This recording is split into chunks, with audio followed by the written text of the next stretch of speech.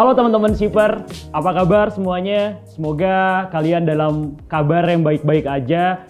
Karena yang kita tahu sekarang saat ini wabah virus COVID-19 atau virus corona sedang ada di mana-mana, sedang ada di tengah-tengah kita. Makanya lebih baik kita sekarang banyak berdiam diri di rumah, mengisolasi diri kita di rumah. Kita cari aman aja supaya kita terhindar dari penyakit-penyakit tersebut. Amin ya. Nah, karena virus COVID dan virus corona yang semakin menyebar ini dan semakin masif ini, pemerintah mengeluarkan peraturan untuk mengurangi acara-acara dengan kerumunan banyak. Maka dari itu, Ninja Academy tidak kita laksanakan secara offline. Tapi tenang aja teman-teman shipper, semuanya di sini tetap bisa mendapatkan materi sesuai dengan jadwalnya, yang dimana minggu ini kita akan belajar tentang basic digital advertising dan minggu depan kita akan belajar tentang digital advertising tricks. Buat teman-teman shipper yang mungkin baru tahu Ninja Academy ini adalah program baru dari Ninja Express, yang dimana ini adalah program untuk mengedukasi para shipper-shippernya untuk apa? Untuk pastinya membantu meningkatkan penjualan dari para shipper. Di Ninja Academy ini teman-teman shipper punya banyak banget fasilitas yang bisa digunakan, mulai dari foto produk. Terus teman-teman shipper juga bisa dibuatin konten sosial medianya. Terus dapat Prima Benefit Card. Bahkan teman-teman bisa dapat 500.000 sampai 2 juta kalau udah masuk ke tier silver sampai platinum.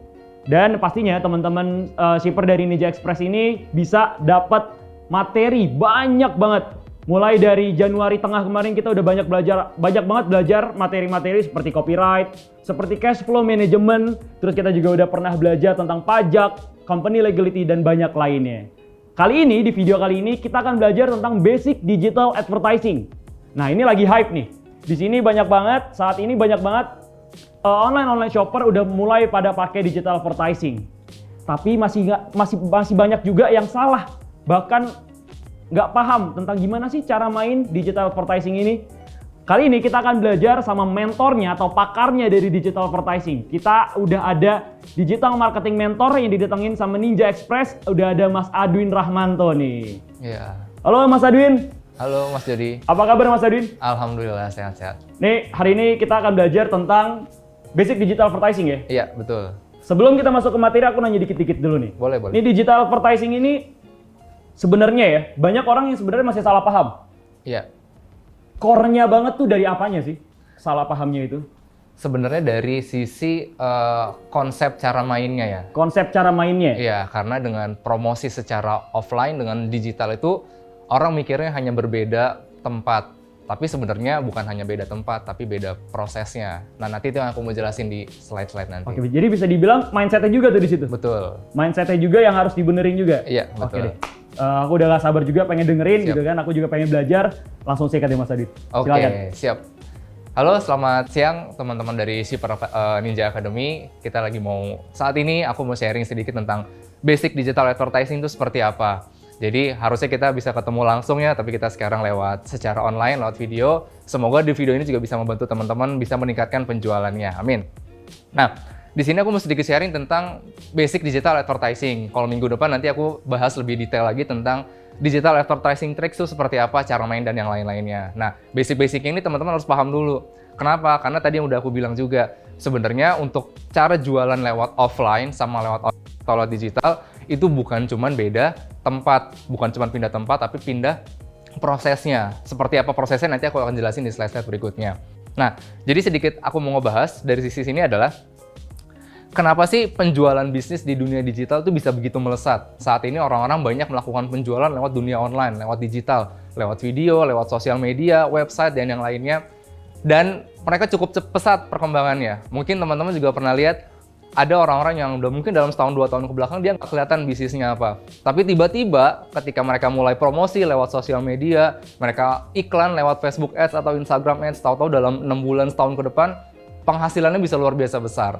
Nah, itu beberapa orang yang mungkin mereka memanfaatkan teknologi dari dunia digital. Tapi ada juga orang-orang yang udah mungkin mencoba gitu ya lewat online, mereka coba lewat promosi, lewat iklan di digital marketing, tapi hasilnya segitu-segitu aja. Atau mungkin malah boncos gitu ya, nggak ada hasil. Nah, itu sebenarnya perbedaannya di mana? Nah, ini nanti aku akan bahas di sini. Basic-basicnya seperti apa supaya teman-teman paham dari sisi konsep, dari sisi mindset, biar teman-teman nanti nggak salah arah. Oke, sebelum masuk ke intinya, aku mau sedikit sharing tentang perjalanan aku. Jadi biar teman-teman tahu, dulunya aku juga orang offline gitu ya. Dulunya aku juga nggak tiba-tiba langsung plug lahir, langsung jago digital marketing gitu ya. Tapi tetap juga ada step-stepnya, ada proses yang aku lewatin sampai akhirnya aku di titik ini. Jadi dulu sedikit cerita, aku kuliah di Bandung. Jadi aku aslinya tinggal di Tangerang, aku kuliah di Bandung. Pas di Bandung ya biasa lah ya, kebutuhan hidup butuh gitu ya, butuh tambahan penghasilan di luar dari orang tua. Akhirnya aku cari-cari bisnis. Sempat beberapa bisnis yang aku lakuin, teman-teman bisa lihat aku sempat jualan pulsa. Pulsa ini cuman sehari doang. Kenapa? Karena yang order banyak, tapi yang bayar nggak ada. Gitu ya, artinya akhirnya boncos lah, 500.000 hilang gitu aja. Teman-temannya pada ngilang pasti ditagih-tagihin. Terus aku sempat bisnis keripik Maici di Bandung dulu sempat ngehits sekitar tahun 2011-an. Itu aku sempat jualan juga. Lumayan, waktu itu bisa dapat profit sampai kurang lebih sekitar 2 jutaan seminggu. Lumayan, berarti sebulan bisa sekitar kurang lebih 8 jutaan. Itu offline juga, tetap masih offline. Aku jualan di pinggir-pinggir jalan. Dan itu lumayan karena melihat potensi bisnis keripik, oke. Akhirnya aku sama teman-teman beberapa orang itu bikin keripik juga. Kita bikin saingannya, bikin tandingannya namanya keripik ceteti. Jadi keripik ceteti itu, kalau Maici itu kan keripik singkong, kalau aku keripik kentang pedes gitu ya. Karena dari Bandung, jadi namanya ceteti, ece-ece ceritanya mah gitu. Nah, terus sempat bagus, dalam waktu 2-3 bulan bisa dapat sekitar hampir 30 reseller. Tapi ya karena tren keripik turun, akhirnya penjualan keripik aku juga turun juga. Terus akhirnya aku beralih sempat jualan ini, roti. Jualan roti, nah ini waktu aku sempat jualan ini ya, keripik ceteti waktu itu di Bandung. Nah ini ya, waktu aku sempat jualan di Bandung. Terus ini aku sempat jualan roti juga. Nah ini seperti ini, jadi aku bikin, aku ngambil dari temanku yang punya usaha roti ini. Aku ngambil sekitar 10-15 box per hari, lalu ditaruh di depan-depan kelas di kampus. Waktu itu lumayan, di hari-hari pertama sih ada yang beli. Tapi berikut-berikutnya saya lihat di kotaknya tuh kosong roti-rotinya gitu laku ya. Tuh berarti Mas ya? Lumayan laku gitu kan, tapi pas lihat kotak duitnya juga kosong juga ternyata. Laku juga duitnya. Laku juga duitnya, ternyata banyak juga yang nggak bayar intinya gitu ya. Akhirnya waduh nih, malah sempat beberapa kali kotak rotinya juga hilang. Ini kotak roti hilang, kotak duit juga hilang, ini kemana gitu. Akhirnya ya udahlah ditutup aja, nggak jalanin lagi. Terus akhirnya aku sempat usaha susu murni, seperti ini aku jualan di wilayah dekat kampus. Terus lumayan, waktu itu di bulan pertama bisa dapat beberapa juta, tapi di bulan kedua ketiga makin turun. Kenapa? Karena aku menyesuaikan dengan jam kuliah. Jadi waktu kuliah aku ya kuliah, cuman pas lagi santai, lagi nggak ada kuliah, jualan ini. Nah itu karena kayak gitu, jadi kurang efektif hasilnya seperti itu. Dan sambil kayak gitu Mas, aku sempat cari-cari bisnis online gitu ya, bisnis apa sih yang bisa dijalanin, ternyata bisnis online. Aku lihat temanku jualan beberapa produk lewat online, ternyata hasilnya cukup bagus gitu. Waktu itu masih zamannya BBM ya, pakai BlackBerry Messenger. Oh ya, BBM. Masih ping-ping gitu loh, ping me gitu kan. Terus akhirnya oke juga nih kayak jualan online. Terus aku coba-coba waktu itu 2012 kalau nggak salah akhir ya, 2012 akhir aku coba-coba jualan online dan akhirnya aku coba produk pertama yang aku jualin itu produk ini. Peninggi badan sama masker spirulina. Ini yang gitu komen-komen itu kan? yang suka nge-spam komen, nah itu kerjaan aku dulu gitu. Jadi aku dulu kerjaannya udah tahu nih produknya, karena kan gini, produk peninggi badan kenapa akhirnya aku ambil? Karena aku lihat market online itu waktu zaman dulu ya, itu kan yang penggunanya rata-rata pengguna sosial media, pengguna BBM tuh anak-anak muda. Betul. Dan aku mikir produk apa yang masuk di anak muda, tapi belum banyak yang main. Nah waktu itu akhirnya peninggi badan, dapat info, peninggi badan. Sempat waktu itu ada orang yang mainin, cuman kayaknya nggak ada lagi di tahun itu masih sepi gitu, masih sepi. Nggak semasif sekarang ya. Betul, akhirnya cobain deh, jualin, dan ternyata hasilnya lumayan. Waktu itu bulan-bulan awal bisa dapat profit sekitar omset sekitar 40-50 jutaan di bulan-bulan awal, 2-3 bulan pertama. Waktu itu lumayan banget, sama masker spirulinanya. Itu dengan cara tadi, nge-spam komen. Kebayang nggak, nge-spam komen di Instagram orang, di Twitter. Dulu masih ada Twitter juga, terus pokoknya di setiap ada yang postingannya followersnya bagus gitu ya, followersnya tinggi, Pansos kita komen. berarti. Wah itu udah, searchingnya tuh searching orang-orang yang followersnya gede, followersnya banyak. Jadi followersnya bagus, ada konten apa, kita spam di situ. Waktu itu aja dengan cara kayak gitu aja lumayan, dapat bisa sampai 40-50 jutaan omsetnya. Nah tapi makin kesini, aku lihat ada teman-temanku yang mulai jualan online, tapi caranya cukup oke. Jadi awalnya gini, aku lihat ada salah satu postingan dari akun, aku lupa akunnya apa ya, Info Bandung kalau nggak salah dulu ya. Media-media gitu ya? Media-media gitu, followersnya lumayan udah ratusan ribu. Dia ngeposting salah satu jualan teman aku. Dia ngeposting dan aku lihat komennya banyak tuh, ada yang mau dong gitu kan. Wih, berarti oke juga nih. Terus aku lihat like-nya juga banyak. Nah, pas di situ aku coba deh cari tahu sama adminnya. Ini jangan-jangan adminnya kenal nih sama temanku. Pas aku tanya adminnya, "Min, kok itu bisa sih postingan jualan temanku di posting di feed-nya, di akunnya?"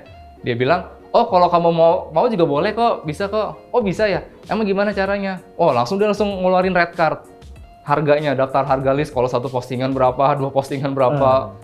Kalau misalnya sebulan berapa, itu langsung diliatin semuanya. Pas aku lihat, wah ternyata bayar. Aku pikir gratis gitu kan, cuma karena modal teman doang.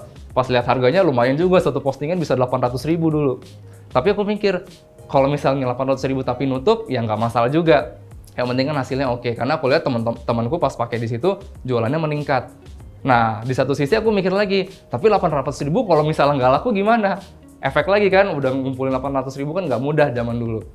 Akhirnya aku mikir, ya udah deh beraniin diri dulu. Karena memang salah satu tips yang aku dapetin ketika kita mau mulai usaha adalah yang paling penting kita punya mental berani dulu. Gitu, berani dulu aja ngelakuin. Karena bukan cuma soal ide, bukan cuma soal produknya apa, bisnisnya apa. Karena kalau nggak berani untuk eksekusi, itu nggak akan ada hasilnya juga. Karena berapa banyak orang yang punya ide bagus untuk punya bisnis A, B, C, segala macam, tapi nggak jadi sampai sekarang. Kenapa? Karena nggak punya beranian untuk eksekusi, intinya di situ. Dan aku juga dulu pengalaman punya ide banyak bisnis, karena nggak berani eksekusi, akhirnya ada orang lain yang udah ngelakuin duluan. Kecolongan duluan. Idenya gitu kepake. Nah dari situ belajar akhirnya ya udah deh coba beraniin diri, mana tahu harapannya mana tahu berhasil. Dan ternyata memang bener banget. Pas aku coba ngiklan di situ, itu hasilnya luar biasa.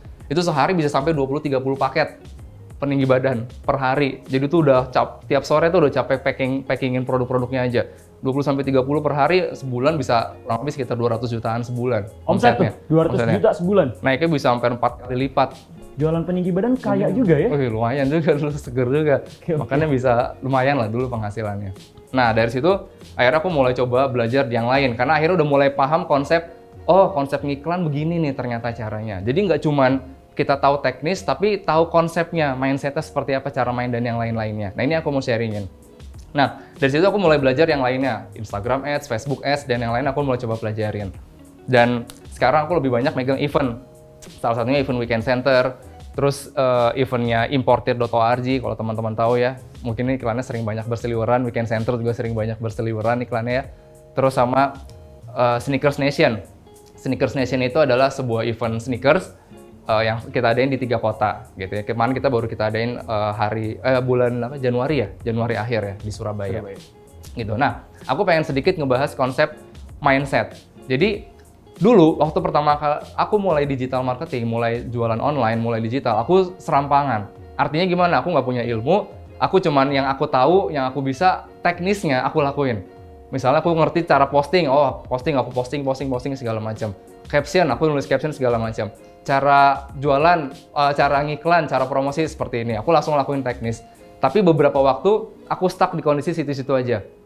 Nah, akhirnya aku tahu, setelah aku banyak belajar di seminar-seminar, di workshop juga, aku lihat online course juga, aku tahu ternyata yang selama ini aku jalanin, itu udah bener, cuman ada satu nih yang kurangnya, yaitu pondasinya. Aku nggak tahu cara mainnya, aku nggak tahu arahnya seperti apa, aku nggak tahu mindsetnya itu seperti apa. Karena yang tadi aku bilang, offline sama online itu bukan cuma sekedar pindah tempat jualan, tapi lebih dari itu. Yang membedakan antara offline dan online itu adalah prosesnya sebenarnya. Proses jualan secara offline sama proses jualan secara online itu beda banget. Contoh gini, kalau misalnya teman-teman punya toko offline, jualan. Terus yang bisa dilakuin sama konsumen ya ke toko kita apa? Konsumen bisa lihat produknya secara langsung nggak? Bisa.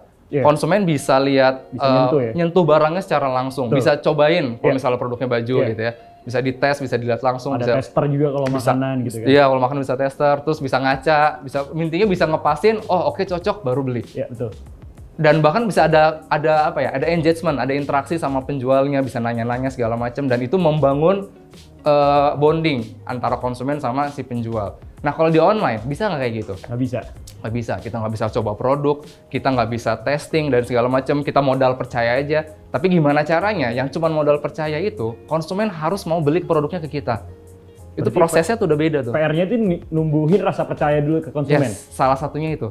salah satunya adalah numbuhin rasa percaya ke konsumen. Makanya kan sekarang sering banyak orang nunjukin testimoni, terus pakai endorse segala macam untuk numbuhin kepercayaannya sebenarnya, trust-nya tuh ke kita seperti apa.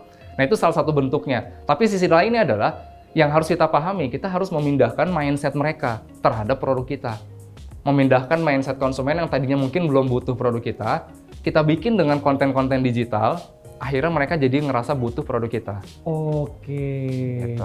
Jadi terus diedukasi terus. ya? Nah itu kelebihan dari digital, kelebihan dari online yang nggak ada di offline. Offline orang datang ke toko ya udah mau beli apa enggak. Betul. Kita nggak bisa edukasi panjang lebar segala macam. Kalau di online kan kita bisa terus menerus. Kebayang. Karena gini, aku mau sedikit bahas tentang yang namanya, ini sisihkan 10% untuk belajar, ini saranku. Kenapa? Karena dunia digital terus berkembang, kita nggak pernah tahu nanti tahun depan akan ada apa lagi, mungkin selain Facebook Ads, ya mungkin Facebook Ads juga kita nggak tahu seperti apa ke depannya. Instagram mungkin belum tentu, bahkan sekarang katanya TikTok aja udah hampir mengalahkan Instagram, ya kan secara downloadnya. Nah itu kita nggak tahu ke depannya seperti apa. So, kalau teman-teman mau benar-benar serius berhasil di dunia digital, pastikan sisihkan 10% penghasilan teman-teman untuk belajar. Untuk ikut-ikut kelas gitu berarti. Ikut-ikut kelas, belajar online-nya, offline-nya terserah. Yang penting tetap dapat update, tetap dapat ilmu tentang dunia digital itu seperti apa. Intinya seperti itu. Nah, aku ingin membahas kenapa sekarang banyak yang belum berhasil di dunia digital. Banyak orang udah coba-coba, sebenarnya jualan online kan udah dari beberapa tahun yang lalu, mungkin udah sekitar 10 tahun yang lalu orang udah mulai jualan online.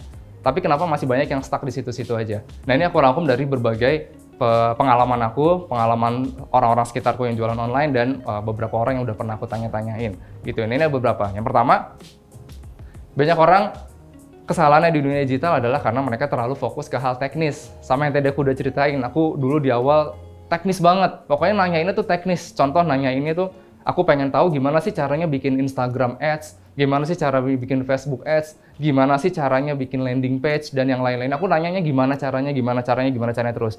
Tanpa aku tahu cara mainnya.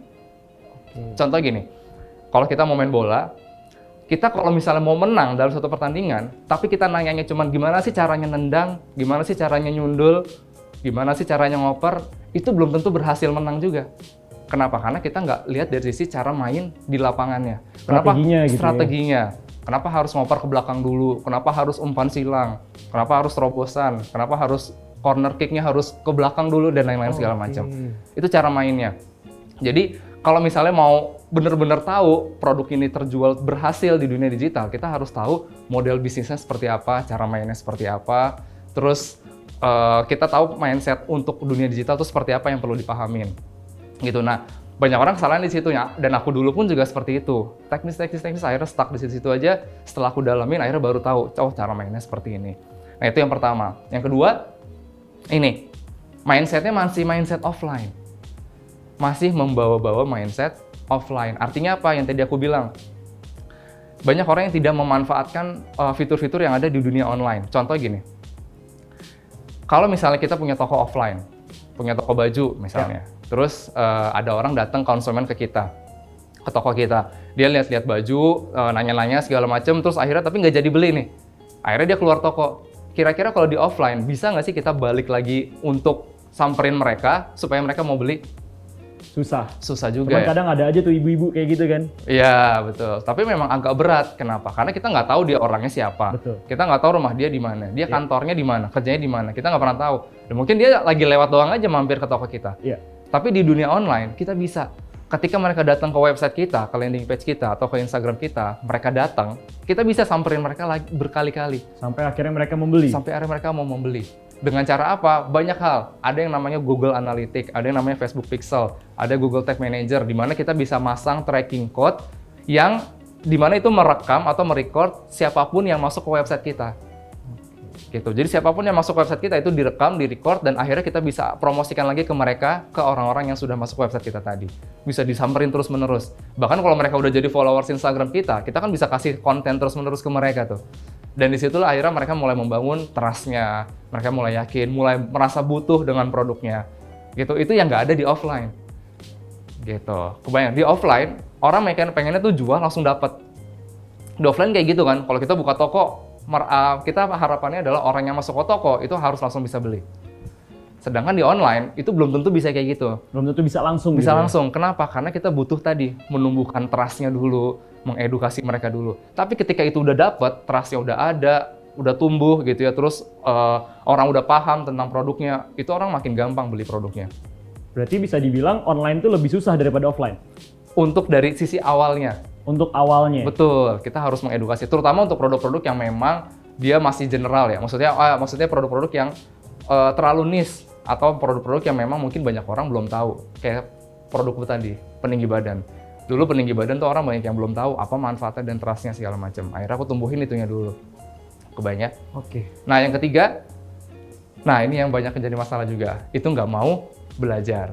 Nah, jadi banyak orang yang udah tahu nih dia nggak paham dunia dunia online, dunia digital. Dia hasilnya nggak terlalu terasa gitu ya, nggak terlalu maksimal, tapi dia juga nggak mau belajar. Nah, itu PR banget tuh. Udahlah dia nggak paham, nggak bisa, boncos, udah gitu nggak mau belajar. Giliran disuruh belajar, bilangnya males lah, itu ngomongnya cuman jual ludah lah, segala macam, yang akhirnya dia nggak berkembang di situ-situ aja. Itu masalah juga loh. Padahal banyak orang yang harusnya dia belajar sama orang yang paham, belajar sama orang yang udah berpengalaman, tapi dia dengan kondisinya malah ngerasa ya udah dia udah tahu ilmunya. Pengennya terjun dulu gitu kan? Pengennya terjun dulu gitu segala juga ya? macam, atau pengennya malah dapat yang instan karena dia melihat orang-orang yang jualan di online kok bisa cepat besar hasilnya. Nah, yang ketiga itu biasanya tidak mau belajar. Kenapa? Karena banyak orang gini, udahlah dia nggak tahu cara mainnya, mereka offline, mereka belum tahu cara detail untuk gimana bisnis di online, di digital, promosinya seperti apa, tapi nggak mau belajar juga. Jadi mau terjun aja langsung. Jadi gitu mau langsung ya? terjun langsung aja gitu, langsung ngerasa udah tahu ilmu sebelum-sebelumnya gitu, ngerasa udah pengalaman, ngerasa udah makan asam garam bahasanya gitu, dan akhirnya main terjun aja dan akhirnya boncos. Kenapa? Karena memang banyak hal yang harus dipelajarin di awal. Nah, inilah beberapa hal yang teman-teman bisa lihat kenapa banyak orang gagal di dunia digital, dan semoga teman-teman udah mulai paham nih kenapa banyak orang di luar sana itu belum berhasil di dunia digital. Nah, terus aku mau sedikit bahas tentang apa sih rahasia penjualan yang besar gitu. Jadi salah satu mindset ini adalah mindset yang aku tanam, yang aku dapetin dari salah satu mentor aku. Jadi gini, dulu aku mulai jualan offline ya, stuck di situ-situ aja, nggak ada perkembangan, bahkan beberapa kali boncos. Terus sempat jualan online, di awal juga nggak mulus-mulus banget, sampai akhirnya aku dapat insight dari salah satu temanku. Dia orang yang udah mulai bisnis duluan, temanku ini udah cukup besar bisnisnya, dan aku mulai tanya-tanya nih sama dia, Win, lu mau tahu nggak? Dia bilang gitu, Win, lu mau tahu nggak? Gimana lu caranya bisa jualan gede, walaupun lu nggak bisa ngomong banyak? Karena dulu kan masih offline kan. Terus aku tuh memang orangnya introvert. Secara dasarnya aku orangnya introvert, nggak mau banyak ngomong. Bahkan ya kalau misalnya di tempat-tempat umum lebih cenderung enaknya diem gitu kan. Perhatiin gitu ya? Perhatiin, dengerin headset, bahkan padahal headsetnya juga belum tentu ada lagunya gitu. Nyoloknya belum tentu juga. Nyolok gitu. belum tentu nyolok gitu. Tapi pengennya lebih diem, lebih senang memperhatikan. Tapi temanku ini bilang, mau nggak lu walaupun kayak gitu, tapi lu tetap bisa jualan. Toh, gimana caranya? Gini, selain lu di online, caranya adalah lu tawarin terus-menerus ke orang. Terus-menerus? Tawarin terus-menerus, lu posting terus-menerus, sampai orangnya beli. Bukannya orangnya ngerasa keganggu tuh, Mas? Nah, karena kata dia gitu, paling ujungnya cuma dua. Kalau nggak beli, yang ngerasa bete gitu sama kita. Di blok gitu. Di blok gitu. Ya udah nggak masalah gitu. Ya udah gitu. Itu kalau lo mau ngetes gimana cara lo bisa ngelakuin penjualan. Lo paham konsep dari penjualan.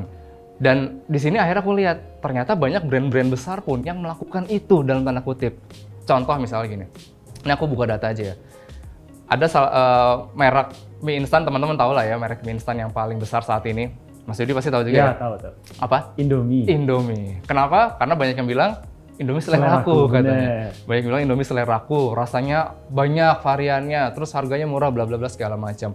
Dan sebenarnya itu mungkin jadi salah satu faktor Indomie sekarang penjualannya sangat-sangat besar. Tapi sebenarnya faktor lainnya adalah, teman-teman tahu nggak?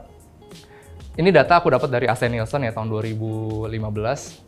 Data AC Nielsen ini dia menyebutkan bahwa Indomie itu dia melakukan promosi dengan mengeluarkan budget dari bulan Januari 2015 sampai September 2015 itu kurang lebih 720 miliar. 720 miliar, Yes. duit semua tuh. Iya, duit nggak campur daun ya. Jadi Oh. selama 9 bulan.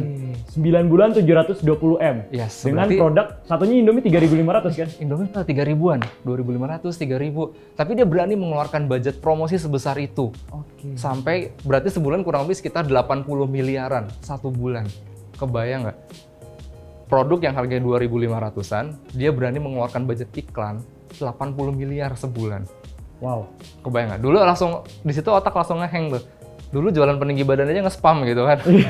Ini dia jualan 2.500, spend iklannya bisa sebesar itu. Nggak heran sekarang penjualannya paling besar untuk produk mie instan. Kebayang nggak? Terus ya kalau misalnya kita sebutin produk lainnya pun juga banyak ya.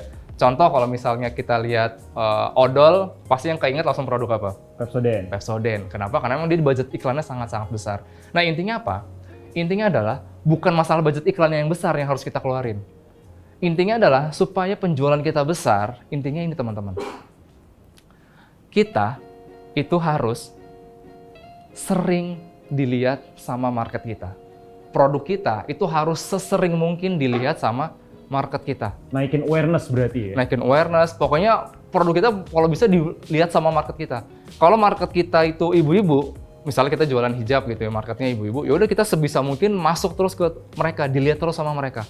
Semakin sering dilihat, itu orang semakin mau coba dan mau beli produk kita. Minimal mereka coba dulu. Setelah mereka coba, ya tentu kita akhirnya meningkatkan kualitasnya kan, supaya mereka akhirnya beli lagi seperti itu. Nah, banyak orang ketika jualan online, jualan di sosial media, di website segala macam, ketika beriklan, mereka baru cobain jualan seminggu 2 minggu, nggak ada yang beli, mereka langsung nyerah. Wah, gue nggak cocok jualan online, gue nggak cocok ngiklan di sini, boncos segala macam. Karena ya mungkin mereka audiensnya itu baru kena iklannya baru 1 kali, baru lihat produknya cuma 2 kali, dimana itu ya dampaknya belum terasa. belum gitu terasa ya? banget.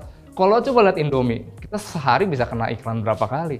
Di TV kena, di Instagram kena, di mana-mana kena. Belum lagi lihat pelang-pelangnya di pinggir jalan, billboardnya, spanduk dan yang lain-lain.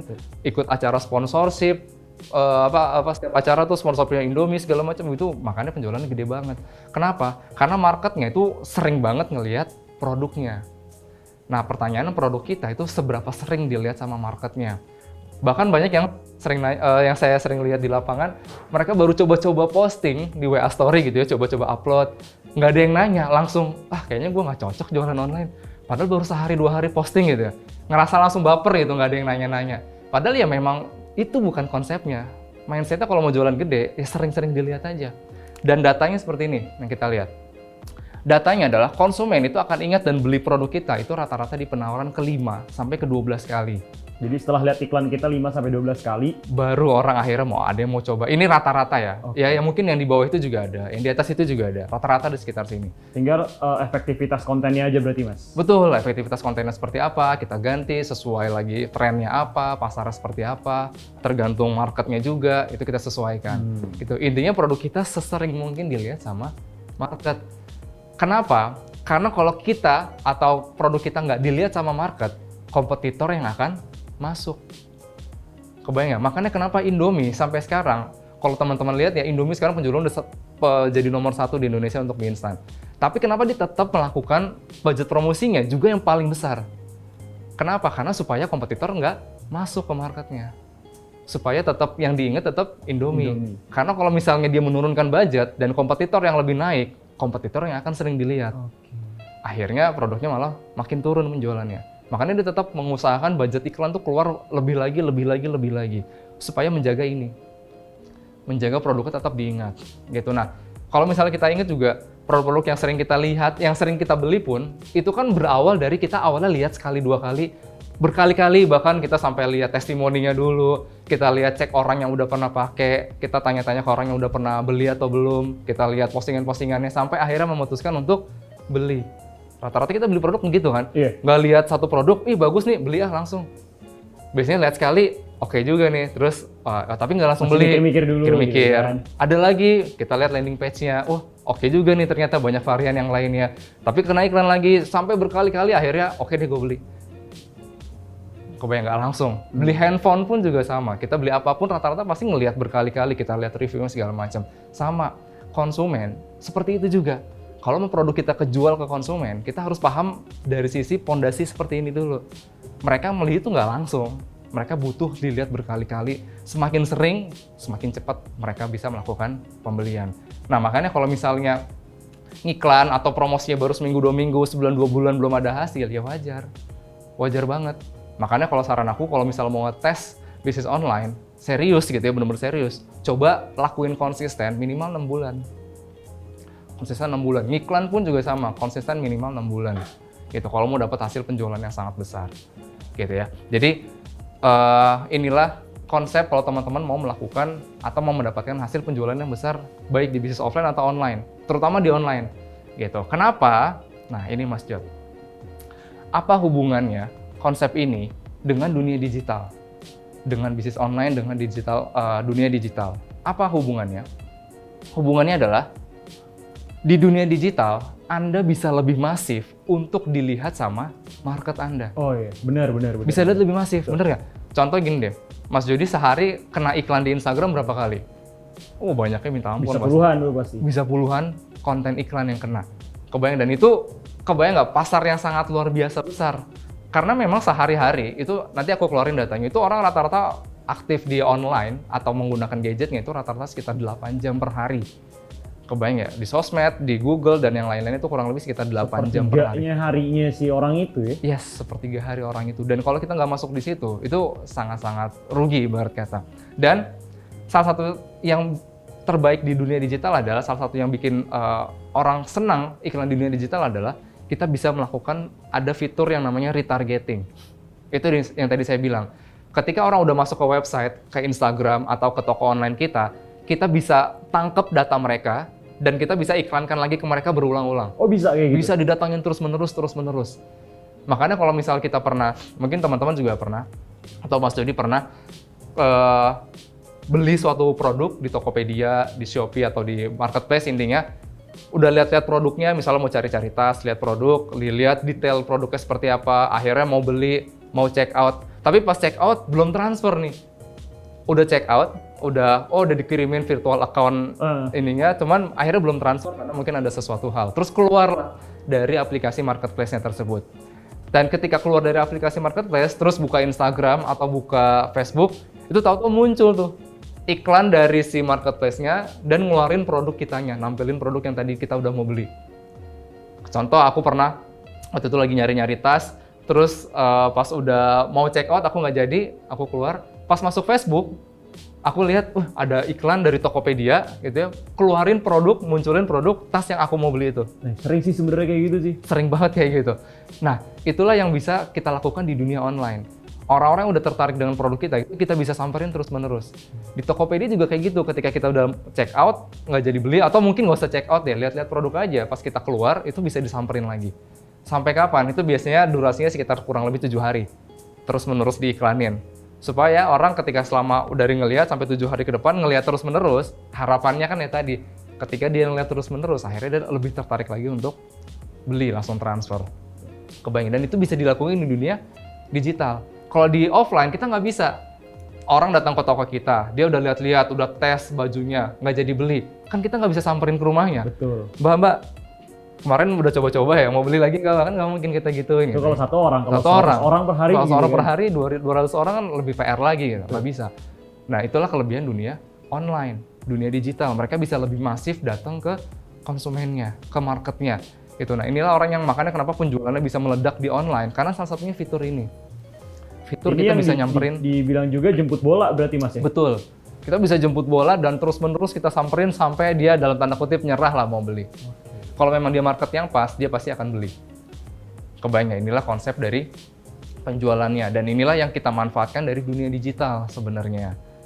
Gitu. Dan ini kita lihat datanya. Ini data tahun lalu ya, 2019, ini rata-rata orang menggunakan internet via any device, laptop, handphone, dan yang lain itu rata-rata sekitar 8,5 jam per hari. Lebih dari sepertiga yang Lebih tadi. dari sepertiga malah. Lebih dari sepertiga hari. Kita misalnya tidur 8 jam, kerja 8 jam. Ini 8 jam sisanya kita main handphone biasanya. Kalau di total-total ini ya, karena kan kita bisa sambil kerja sambil main handphone. Kita ngapain sambil main handphone? Bangun tidur lihat handphone. Sebelum tidur lihat handphone. Kebayang nggak? Dan ini totalnya. Dan kalau kita nggak masuk ke sini, kita nggak promosi di dunia digital dengan behavior konsumen yang seperti ini, itu kan ruginya minta ampun. Kebayang ya? Dan itulah kelebihan dunia digital yang harusnya kita manfaatin. Tapi banyak orang belum memanfaatkannya. Nah, kunci bisnis digital sebenarnya sederhana. Kalau teman-teman mau berhasil di dunia digital, ini konsep ini yang aku pelajarin dan memang cocok banget. Maksudnya memang ini sangat-sangat berefek banget ketika teman-teman memainkannya di dunia digital. Konsep ini sebenarnya bisa dipakai juga di offline dan ini sering dijadikan analogi untuk di dunia digital. Kenapa? Karena konsep ini itu benar-benar konsep yang menurut aku cocok banget di dunia digital karena tidak harus mengeluarkan biaya besar seperti di offline. Contohnya, konsepnya apa? Ada konsep yang namanya konsep Disneyland. Mungkin teman-teman juga udah pernah sering dengar konsep Disneyland di dunia digital, atau mungkin ada yang belum juga. Nah, ini aku sedikit kasih gambaran. Jadi konsep Disneyland ini adalah konsep yang sangat sering dipakai analoginya untuk dunia digital. Karena memang ini keren banget konsep dari Disneyland ini. Contoh gini, Mas Jody tahu nggak penjualan paling besar di Disneyland, omset paling besarnya itu berasalnya dari mana? Berasalnya dari mana? Makanan? Itu yang nomor 2. Itu nomor 2? Nomor 2. Tiketing nomor 3. Yang pertamanya, Mas Jody tahu nggak apa? Souvenir. Yes. Yang pertamanya itu justru adalah souvenir dan merchandise. Itu lebih tinggi dari tiketing? Itu lebih tinggi dari justru tiketing nomor 3? Yes. Karena banyak orang mikirnya Disneyland itu omset paling besar dari tiket. Betul. Karena harga tiketnya lumayan ya. kan, bisa 500 sampai sejutaan satu orangnya. Dan tiap hari berapa orang yang datang ke sana. Tapi itu justru omset ketiganya. Kebayang, paling besar justru omsetnya dari souvenir, merchandise. Karena gini deh. Dan konsep Disney ini kenapa akhirnya dipakai juga? Karena konsep pengulangan tadi, konsep yang dia datang ke marketnya berulang-ulang terus-menerus, itu dipakai juga. Karena gini, kita waktu kecil, ada film Disney nggak? Ada. Film Mickey Mouse, Donald Duck. Start dari anak kecil. Dari anak kecil. Dan itu sebenarnya adalah salah satu strategi promosi untuk mendatangkan ke sini. Kenapa? Dari kecil, kita udah disamperin sama Disney. Lewat tokoh kartunnya, lewat karakter-karakternya. Dan itu kan, ya anak kecil zaman sekarang siapa yang nggak suka Mickey Mouse dan teman-temannya? Pasti suka. Mereka menumbuhkan itu dulu, kesukaan terhadap karakternya dulu. Mereka ketika menumbuhkan kesukaan karakternya, dan akhirnya setelah dewasa, tahu ternyata ada nih sebuah tempat di mana isinya karakter yang memang kita suka dari dulu, dari kecil. Siapa yang akhirnya nggak mau datang? Gitu. Dia tahu, dia suka banget dari kecil, makanya biasanya kan cewek-cewek yang suka. Iya, kan? benar. Biasanya suka yang cewek-cewek karena ya Mickey Mouse dan yang lainnya itu kan biasanya cewek yang suka. Dan makanya ketika mereka tahu ternyata ada tempat di mana itu isinya kesukaan mereka semua. Mereka makanya ngebet banget pengen datang ke sana. Mungkin jadi impian mereka untuk datang ke sana. Berarti kalau misalnya dipakai konsep digital yang tadi, Disney memakai itu sebenarnya. Memakai itu. Dari samperin anak kecil dulu dengan kartun-kartunnya, dengan karakter-karakternya, bahkan yang remaja sampai menuju dewasa pun ada karakter-karakternya juga. Yes, betul. Banyak karakter yang lain kan dari anak kecil sampai remaja. Dan ternyata pas mereka tahu, udah setelah dewasa, mereka tahu ada tempat seperti ini. Mereka akhirnya mau untuk mengunjungi. Karena mereka tahu, itu hal yang mereka sukain dari kecil. Bisa dipahami ya. Jadi, ketika mereka mau datang ke sini aja, walaupun biayanya besar, ini kan lumayan nih. Tiketnya aja lumayan, belum lagi untuk biaya pesawat dan yang lain-lainnya. Itu lumayan besar. Mereka datang ke sana walaupun dengan budget besar, mereka datang dengan perasaan happy, perasaan senang. Perasaan mau jalan-jalan, mau happy-happy lah, mau senang-senang. Dan Mas Jody kalau misalnya masuk ke wahana, ke Disneyland, baru pertama kali nih misalnya baru masuk ke pintu gerbangnya, itu di kiri kanan udah ada tampilan apa tuh? Oh, alhamdulillah saya belum pernah ke sana. Belum pernah. Dufan di sana. Dufan biasanya kiri kanan langsung ada maskotnya. Ada maskotnya, ada toko-toko souvenirnya dari awal. Jadi biasanya kita baru masuk dengan udah posisi happy, dengan kondisi senang, kita masuk itu langsung masuk dalam penawaran souvenir. Merchandise, udah ada toko-toko boneka dan lain-lain, itu di pintu masuk aja udah ada tuh. Tapi biasanya orang nggak peduli, cuek-cuek aja. Biasanya imannya masih kuat lah, nggak peduli, nggak mau beli di awal. Ya udah dia cuek aja. Oh ada toko souvenir ya udah. Itu sebenarnya adalah salah satu langkah untuk mereka datangin market dulu tuh souvenir, dilihat dulu, awareness dulu. Kebayang. Walaupun mungkin orang nggak beli. Berarti gitu ya? Iya, didatangin dulu. Oh diingetin nih, oh ada souvenir di sini. Walaupun mereka tahu itu pasti nggak akan beli. 95% orang nggak beli di awal. Nggak dibeli di dekat awal, pintu masuk itu di ya? dekat pintu masuk. Sampai akhirnya kita masuk wahana, mereka main, masuk wahana pun ngantri pun walaupun sejam 2 jam tetap happy, senang segala macam. Setelah mereka masuk wahana, setelah selesai wahana, biasanya pas keluar ada toko apa? Souvenir lagi.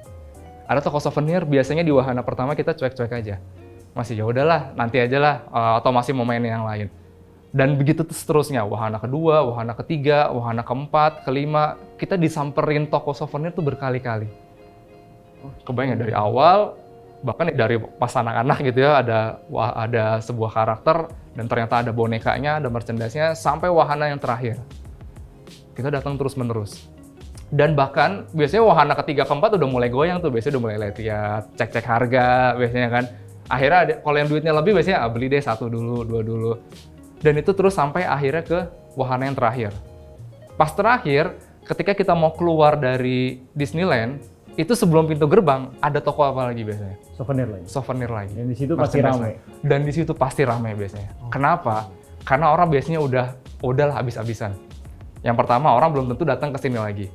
Dan yang kedua, dia udah kena awareness dari berkali-kali tersebut. Udah diedukasi juga. Udah diedukasi, gitu. Ada souvenir ini segala macam, udah lihat, udah pengennya, udah menumpuk nih. Di akhir udah di ini paling ramai itu biasanya. Orang berapapun juga udahlah habis-habisan. Gitu. Karena biasanya orang udah nyiapin budget juga kan buat di sana.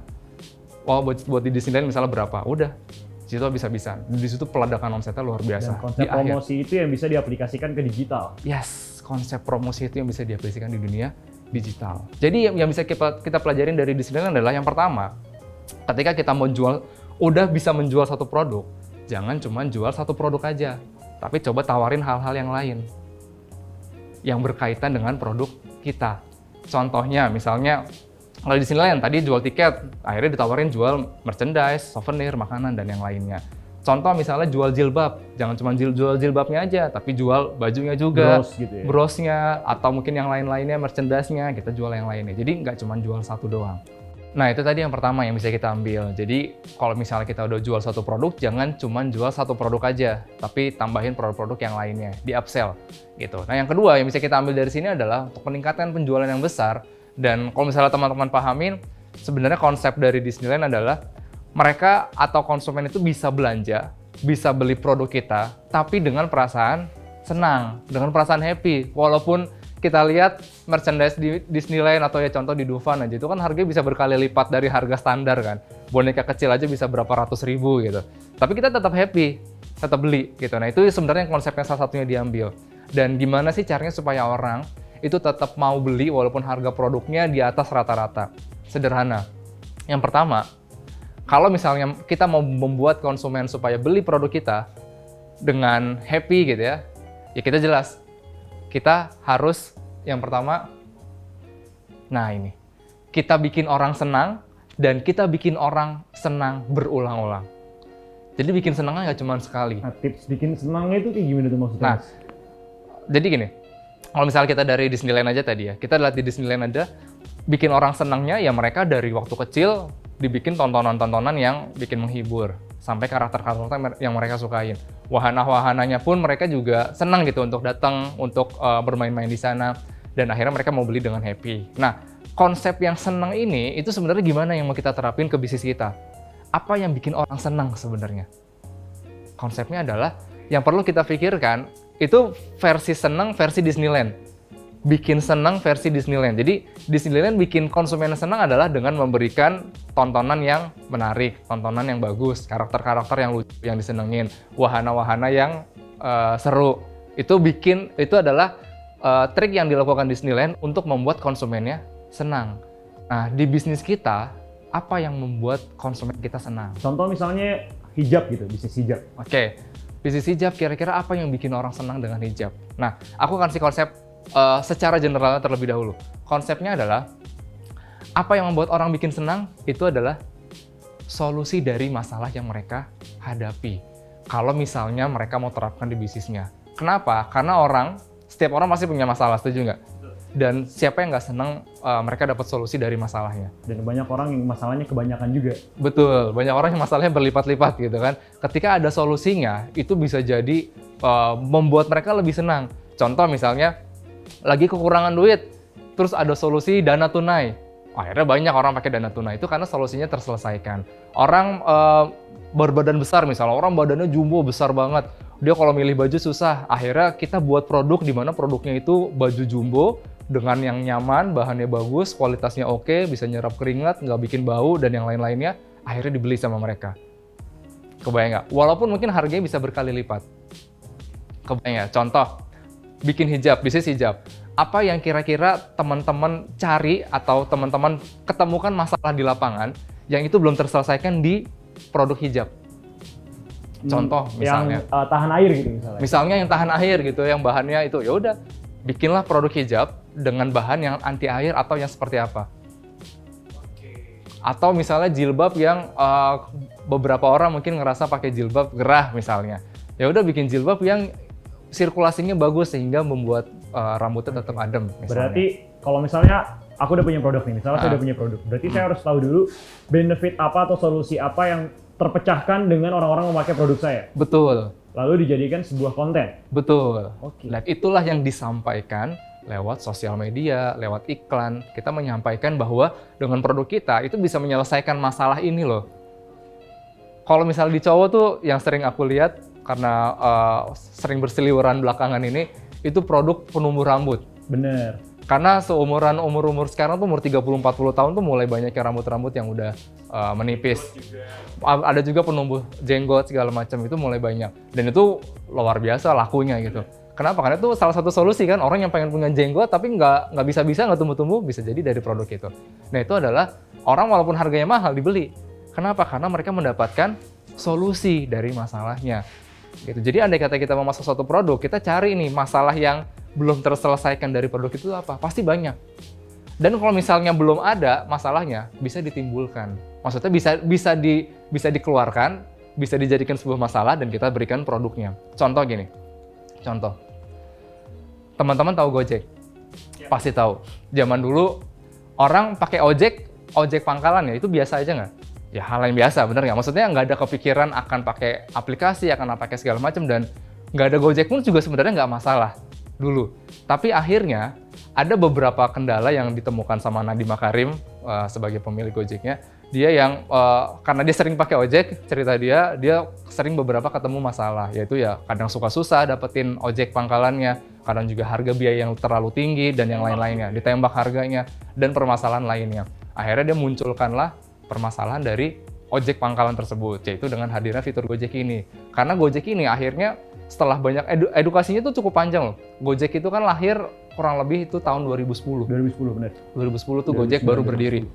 Tapi orang banyak mulai sadar, mulai tahu keberadaan Gojek tuh 2013, 2014 tuh mulai banyak, mulai bermunculan. Itu berarti 3 tahun Gojek dalam tanda kutip itu mengedukasi bahwa ini ada loh. Kalau mau pesan Gojek tinggal pakai aplikasi, tinggal pakai handphone, dijemput. Banyak orang siapa yang percaya dulu kayak gitu? Nggak kenal, tapi bisa jemput ke rumah dan percaya akan diantar ke tempatnya. Harus download dulu, Harus download segala macam. Banyak orang yang masih belum percaya gitu. Tapi akhirnya ya Gojek terus mengedukasi karena dia tahu ini sebenarnya masalah yang orang belum sadar. Perlu disadarin dulu nih ada masalah ini, baru akhirnya orang tahu, oh ada masalah ini ya, baru dikeluarkanlah solusinya dari produk yang mereka buat. Gitu. Jadi Gojek ini sebenarnya banyak banget masalah yang diselesaikan. Mulai dari masalah kemacetan, masalah kepraktisan, masalah trust. Akhirnya sekarang orang lebih nyaman pakai Gojek karena lebih percaya kan dibanding ojek pangkalan. Harga lebih ketahuan, lebih ketebak gitu kan, nggak yang asal tembak. Itu mulai dari sisi GoRide-nya. Belum lagi dari sisi GoFood-nya.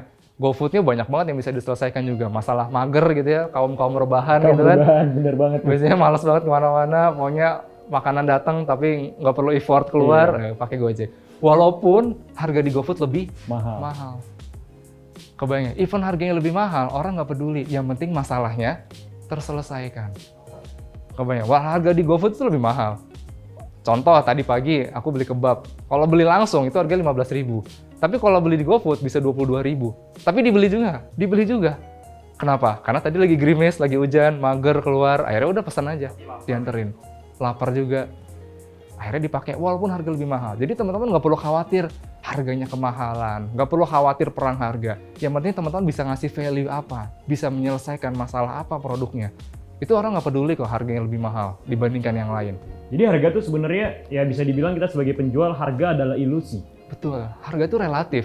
Mahal murah itu relatif. Kebayang, mahal murah itu relatif. Harga tinggi turun perang hari itu semua tergantung apa yang kita kasih buat mereka. Mereka berani kok, ya contoh handphone aja, handphone iPhone harga 20 jutaan dibeli kok. Padahal banyak Android yang harganya jauh dari situ, yang kualitasnya mungkin sama gitu. Tapi banyak yang dibeli karena apa? Banyak value yang dikasih sama produk dari Apple. Mulai dari keamanan dan yang lain-lainnya, yang bisa mungkin orang akhirnya lebih trust untuk pakai Apple.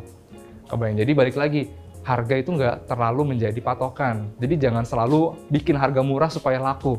Nggak harus itu, tapi yang paling penting adalah ini, tadi. Masalah apa yang teman-teman selesaikan dari produk yang teman-teman tawarkan. Kebayang, jadi solusinya dapat, mereka beli walaupun harganya jauh lebih mahal. Nah, kunci bisnis digital, kita balik lagi. Jadi tadi kita teman-teman sudah tahu bahwa ada orang-orang yang kenapa gagal di dunia digital, teman-teman udah tahu beberapa penyebabnya. Terus ada konsep dunia digital yang teman-teman harus pahami, yaitu konsep Disneyland. Bikin orang senang dan akhirnya kita tawarkan solusi dari masalah mereka. Gitu. Kasih value-nya seperti apa. Nah, sebenarnya kunci untuk berhasil mendeliverikan itu, nah di sini ada dua sebenarnya. Jadi kita udah tahu value apa yang mau kita berikan. Kita udah tahu masalah apa yang mau kita selesaikan dari produk yang kita tawarkan ke mereka.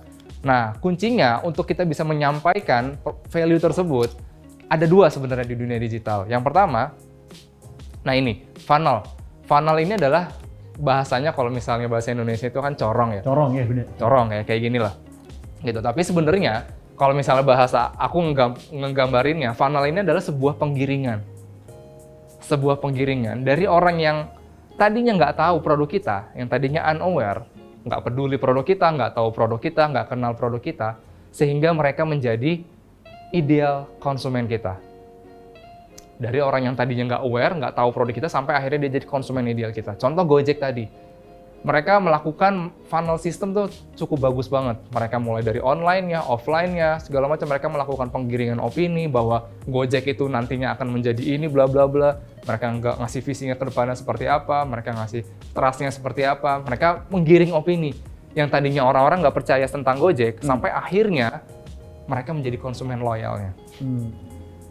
Yaitu dengan cara apa? Nah ini, caranya adalah supaya orang-orang yang tadinya unaware, yang tadinya nggak tahu produk kita, sehingga mereka menjadi konsumen ideal kita, kita bangun yang namanya funnel.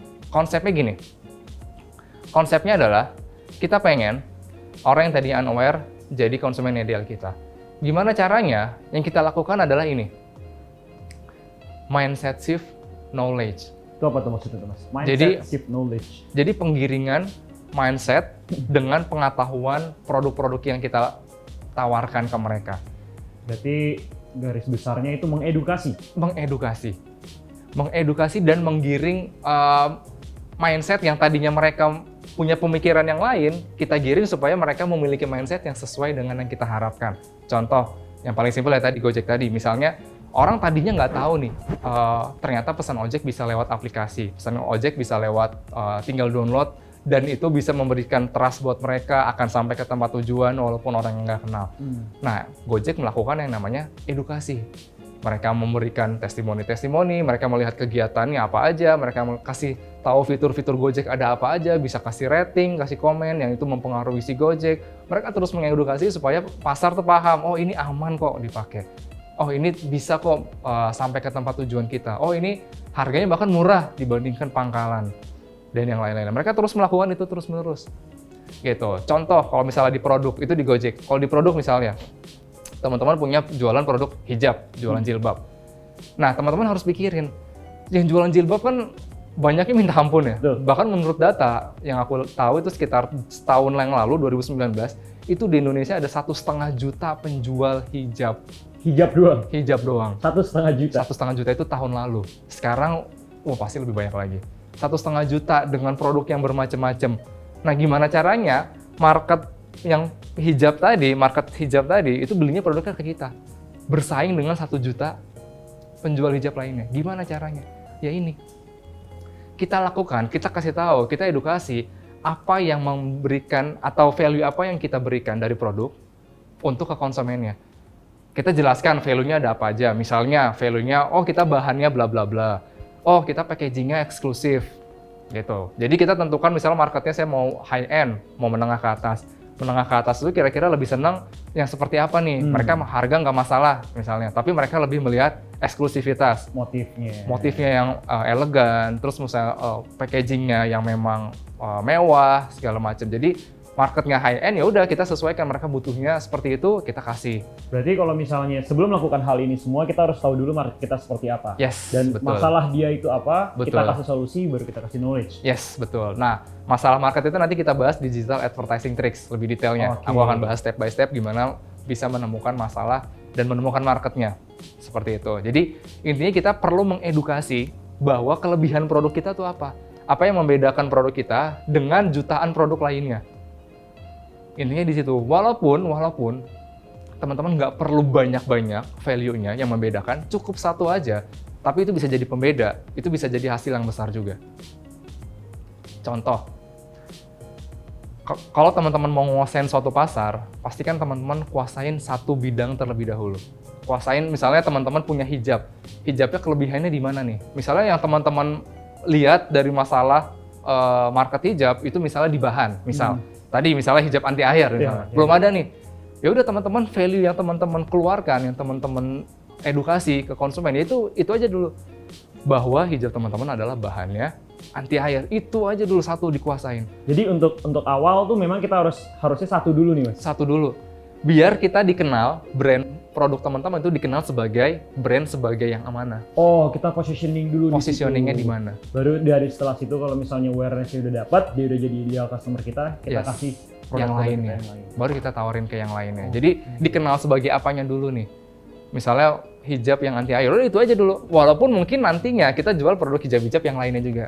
Tapi positioningnya udah tepat, udah bagus. Orang-orang kalau nyari hijab anti air pasti ke sini, dan konsumen itu pasti akan berpikir bahwa produk yang dijual yang lainnya pun kualitasnya akan bagus juga sesuai dengan kualitas yang pertama. Contoh Gojek deh. Gojek dulu awal pertama kali masuk dia nggak langsung masuk ke semua produk kan. GoFood, GoGlam itu kan belum ada dulu. Cuman GoRide doang. Dia masuk ke pasar itu dulu aja. Ojek Pangkalan. Udah itu dulu aja. Gitu. Bahkan Gokar kan setelah GoRide. Oh, iya bener. GoRide dulu. GoRide dulu bener-bener ojek banget gitu. GoRide dulu dia kuasain sampai orang-orang trust-nya dapat, orang-orang udah mulai yakin, mulai nyaman. Baru udah mulai Gokar, baru mulai ini. Bahkan ya sekarang banyak banget yang nggak penting juga kan. Go Medicine lah, GoGlam yang orang bisa ya ternyata. Dan orang percaya aja udah pakai itu. Kenapa? Karena positioning udah tepat nih. Gojek itu bisa mengantarkan apapun ke tempat kita tanpa perlu khawatir. Intinya seperti itu. Berarti dalam hal ini juga kita harus mainin timing juga nih. Betul. Untuk positioning, untuk branding. Betul. Intinya pertama kita kuasain satu value yang mau kita berikan. Di situ dulu aja sampai kita bener-bener positioningnya tepat di marketnya. Setelah itu baru kita tambahin. Jadi kita perlu mengedukasi apa sih positioningnya. Apa sih yang mau kita berikan value-nya ke konsumen. Setelah itu, kalau misalnya ini udah terjadi, produk akan dengan sangat mudah terjualnya. Gitu. Kenapa ya? Karena orang pasarnya udah terbentuk. Kebayangnya. Nah, ini next. Yang beberapa poin-poin yang perlu teman-teman pahami. Jadi ini aku buat sedikit ringkasannya, rangkumannya. Yang pertama, teman-teman tentukan target audience. Balik lagi, semua produk bisa dijual kemanapun, tapi teman-teman di awal tentukan target audience utamanya dulu, idealnya dulu. Karena ingin memberikan value idealnya seperti apa. Jadi satu value untuk satu target audience. Contoh kayak Gojek tadi, sebenarnya target audience Gojek di awal itu kan anak muda. Anak-anak umur yang memang dia senang bereksplorasi dengan gadgetnya. Umur-umur 20-an, umur-umur belasan sampai 20-an. Itu yang pertama kali audience ditargetkan sama Gojek. Tapi sekarang ternyata market Gojek kan luasnya minta ampun. Gitu. Tapi di awal perlu menentukan ini dulu nih. Untuk bisa tahu konten seperti apa yang mau dibuat, terus untuk seperti apa promosi yang mau ditawarkan sesuai dengan marketnya.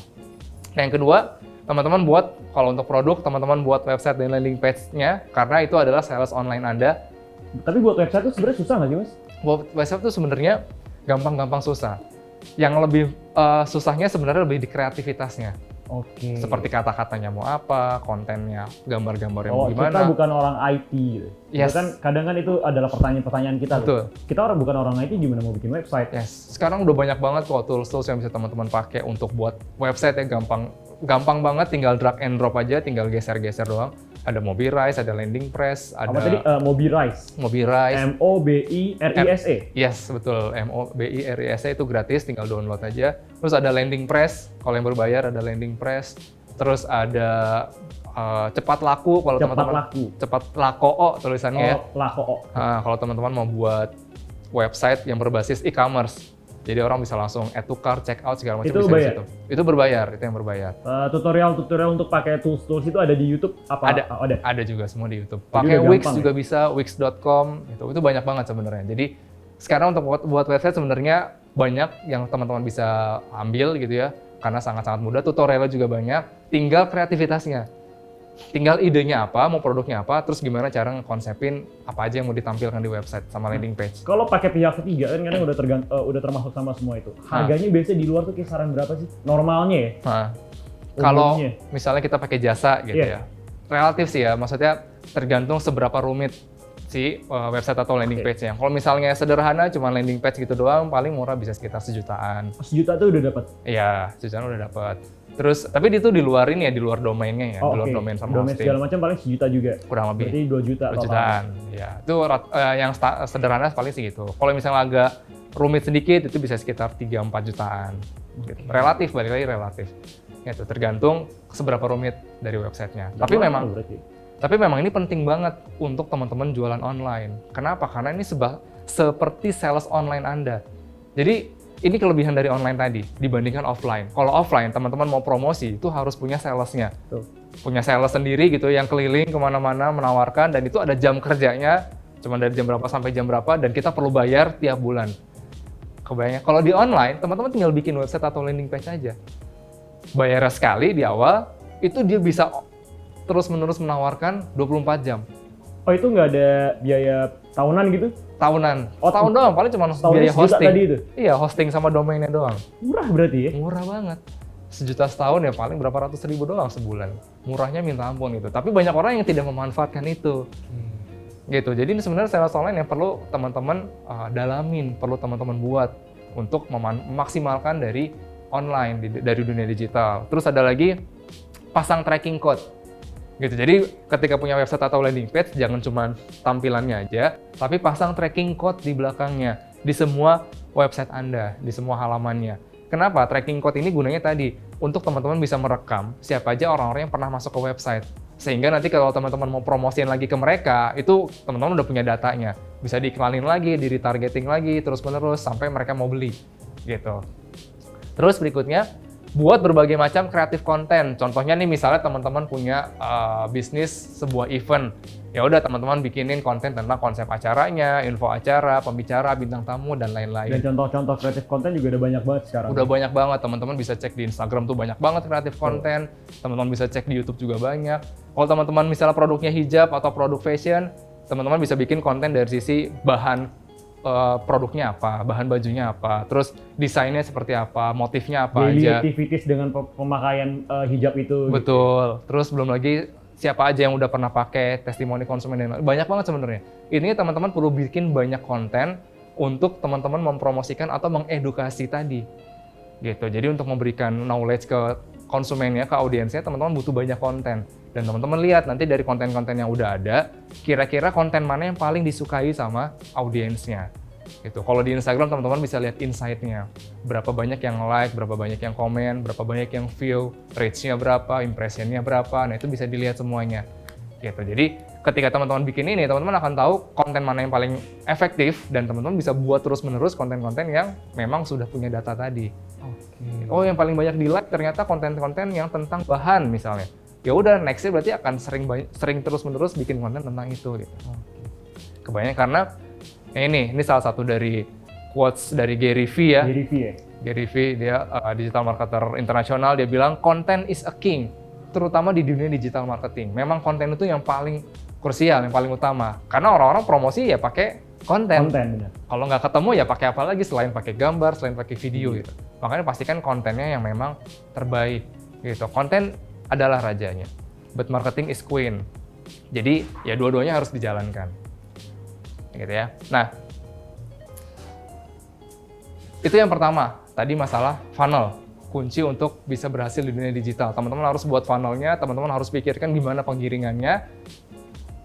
Terus yang kedua adalah traffic. Traffic itu adalah teman-teman mendatangkan audiensnya. Teman-teman udah buat funnelnya, udah buat Instagramnya, udah buat websitenya, gimana caranya teman-teman datangin trafficnya. Nah, kalau untuk traffic generator yang paling bagus menurutku adalah itu di Facebook Ads dan Instagram Ads untuk saat ini ya. Kenapa? Karena ini kita punya data bahwa 4 besar ini ada WhatsApp, Facebook, Instagram, ini adalah kepunyaan dari Facebook juga. Dan itu masuk ke dalam most active social media platform saat ini di Indonesia. Justru ya. Top 4-nya. Gitu. Jadi WhatsApp, Facebook, Instagram ini kan sudah satu perusahaan dan mereka masuk 4 besarnya. Gitu. Jadi kalau kita ngiklan di Instagram, Facebook, dan WhatsApp ke depannya, jadi sedikit ada info gitu ya, sedikit ada isu bahwa nanti kita bisa iklan di WhatsApp. Oh iya? WhatsApp Story. Gitu. Jadi fitur WhatsApp Story nanti bisa muncul iklan. Jadi kita ketika beriklan akan muncul di WhatsApp Story orang-orang. Akan makin kaya Mark Zuckerberg. Waduh, makin kaya. Karena orang makin senang kan pakainya. Keren banget. Nah, teman-teman pasti kan pelajarin. Nah, jadi kenapa itu ya ini salah satunya. Kenapa Facebook Ads, Instagram Ads saat ini yang menurut saya generator traffic paling bagus ya karena hal ini. Ini datanya. Dan Facebook Ads, Instagram Ads dia memang tipikal yang dia lebih agresif untuk nyamperin konsumennya, audiensnya. Salah satunya dengan fitur retargeting tadi. Dia ada Facebook Pixel yang dimana bisa mentargetkan ulang audiens kita. Gitu ya. Dan itulah sedikit gambaran tentang bagaimana teman-teman bisa memulai digital advertising. Teman-teman pahami konsepnya, sesuaikan dulu dengan bisnisnya, dan ketika teman-teman sudah tahu mindset dan konsepnya, teman-teman bisa aplikasikan berdasarkan hal-hal yang tadi kita sudah bahas. Gitu, Mas Dodi. Oke, Mas Adwin, ini mantap banget nih, ilmunya banyak banget, luar biasa. Nih saya sampai dari awalnya yang saya ngira, oh digital advertising begini doang, ternyata salah semuanya ya. Yes. Di luar dari semua teknis-teknis yang kita pusingin, itu sebenarnya yang paling penting adalah mindset justru. Betul. Nah tuh, jadi buat teman-teman shipper, tadi udah banyak banget materi yang dikasih tahu sama Mas Adwin. Kalau misalnya teman-teman shipper malah banyak banget pusingin tentang teknis gitu.